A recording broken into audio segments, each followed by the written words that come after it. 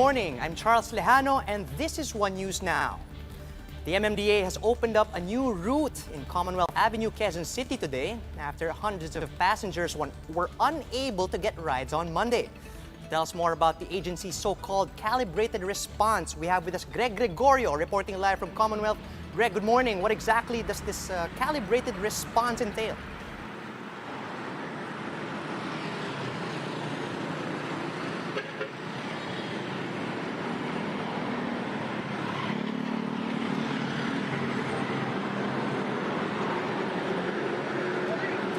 Charles, following the misfortune of commuters who were stranded along the major Quezon City highway during the first day of the GCQ implementation in NCR yesterday, the MMDA and the LTFRB have allowed the limited operation of buses here today. According to MMDA spokesperson Celine Pielago, through this calibrated response, as many as 500 buses may ply the Angat Quezon Avenue route. The thing is, the MMDA and the LTFRB met with bus operators yesterday, and the operators were only able to commit 40 units to ply this route. According to MMDA's report, as of this morning, only 6 bus units have actually been deployed.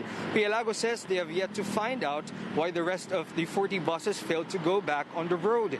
Meanwhile, the 6 units will be traversing the SM Fairview Quezon Avenue route with a fixed 25 peso fare. Pielago says these buses are allowed to load and unload passengers at the existing bus stops or loading bays along Commonwealth Avenue. There are at least 19 bus stops on both eastbound and westbound lanes of the major thoroughfare. Passengers, though, have to be extra patient. Before getting in, some buses subject them to thermal scan, and we've seen at least 3 passengers earlier who were not allowed to board the bus because their temperatures were above 37 degrees. Charles, aside from this Angat Quezon Avenue route, there is also another route that is the Dasmariñas Cavite to Heritage Hotel in Pasay City. According to LTFRB, these 2 routes are part of the 31 rationalized bus stops or bus routes in Metro Manila. Meanwhile, Asek Pielago says or reminds the public that the bus operation along EDSA remains to be at the modified operation, where there are only 4 bus stops that can be utilized by buses. These are the North Avenue, Quezon Avenue, Taft or Ayala, and Taft. Charles?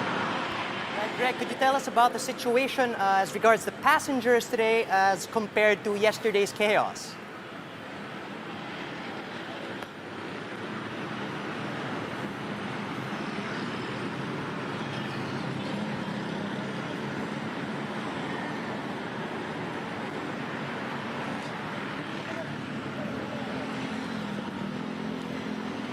Right, Greg, could you tell us about the situation as regards to passengers for today compared to yesterday? I understand napakagulo yesterday. Kamusta naman today?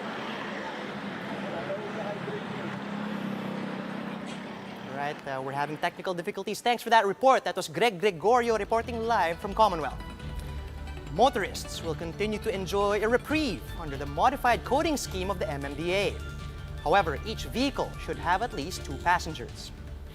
In an interview with the Chiefs on One News, MMDA General Manager Jojo Garcia said the modified scheme, targeted for implementation by June 8, is meant to encourage carpooling. Hindi ko namin sinasabi na magsakay kayo ng stranger o hindi nyo kilala, no?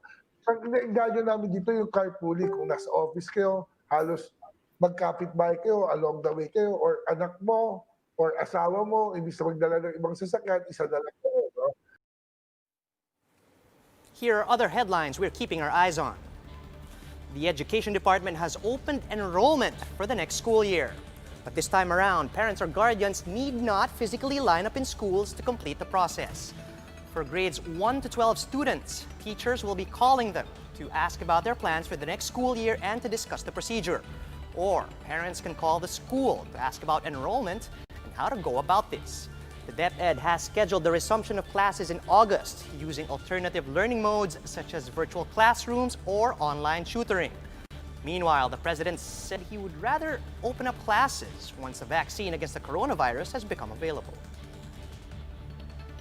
Meanwhile, before the extended summer break for students ends, some 205 schools are currently being used as COVID-19 facilities.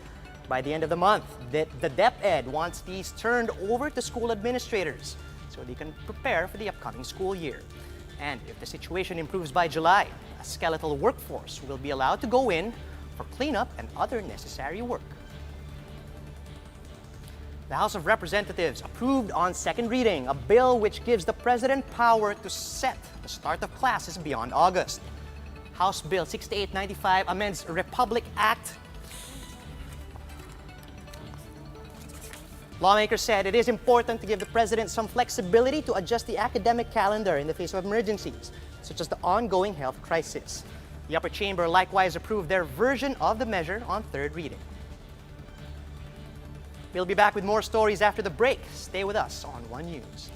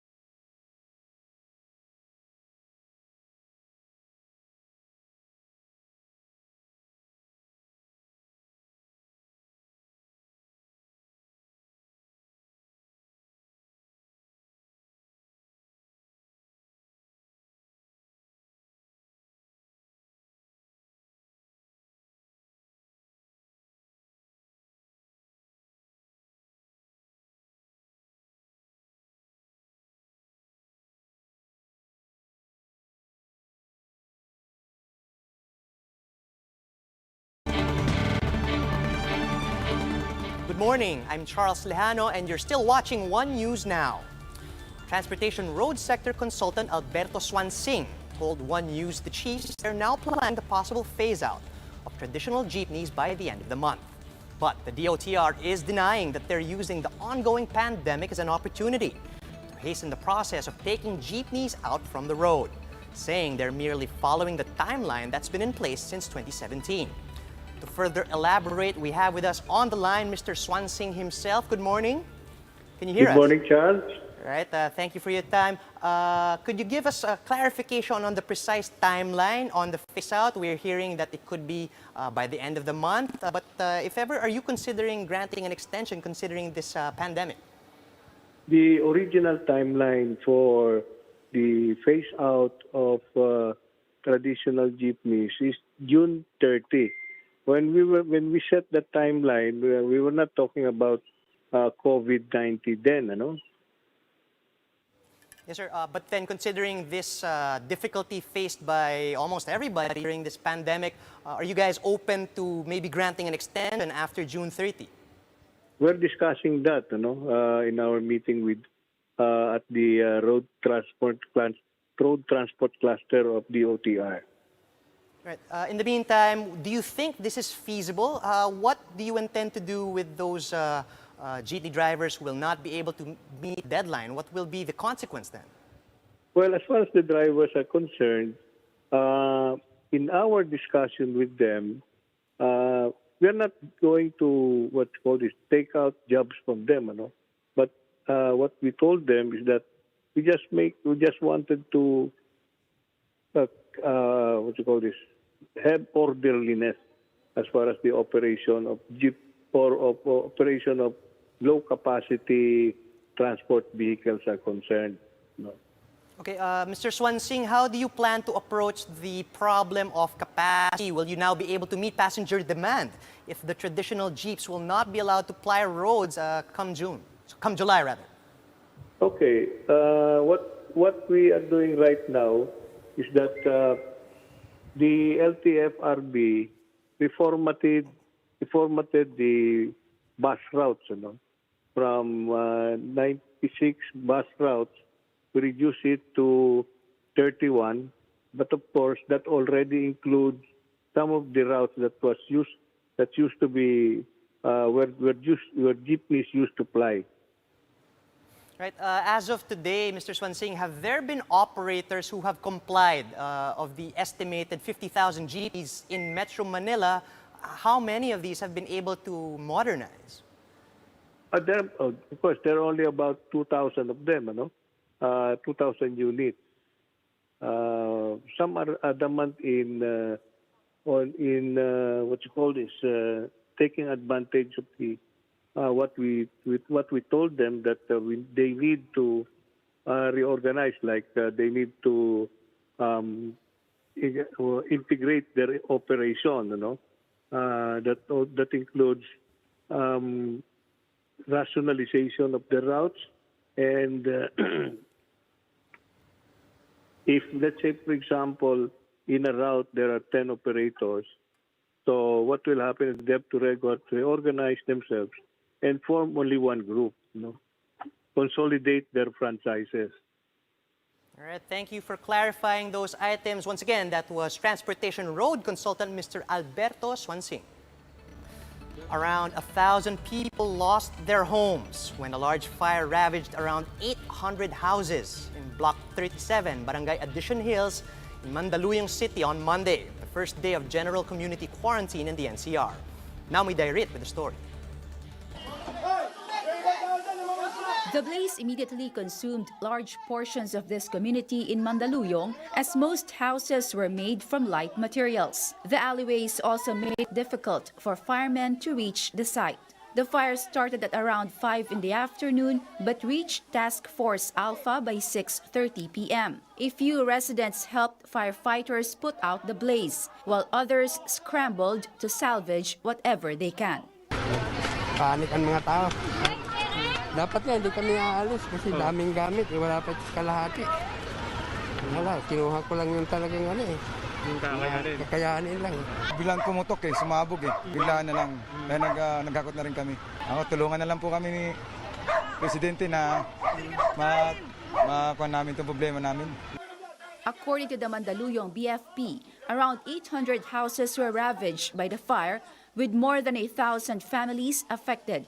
Total damage is estimated at around 1.5 million pesos. Displaced residents are currently sheltered at the Addition Hills Integrated School. Other victims spent the night along the streets. Yun po ang problema namin dahil siyempre hindi pa namin alam kung saan kami bibigyan ng pwesto. Wala na ho kaming mahigaan. Nandito na kami sa karsado. Dito kami kumain. May naawang nagbigay sa amin ng pagkain. Tapos wala kami na dala kahit anumang gamit. They're now appealing for help. The incident came at a challenging time when the country is struggling to beat the COVID-19 pandemic. Nananawagan ho kami sa mga may puso dyan. Kaawaan niyo kami po sa nasunog ho kami. Sa ngayon, lalong-lalo na po. May COVID pa. Nagsunugan pa ho kami. Authorities are now investigating the cause of the fire. Time to check headlines from around the world. Dubai opens up its major beaches after officials decided to relax some of their COVID-19 measures. People flooded the beaches on Saturday, and many of them were not wearing face masks and weren't complying with social distancing rules. Cinemas, gyms, and sporting facilities have also reopened. The UAE has so far reported more than 33,000 coronavirus cases.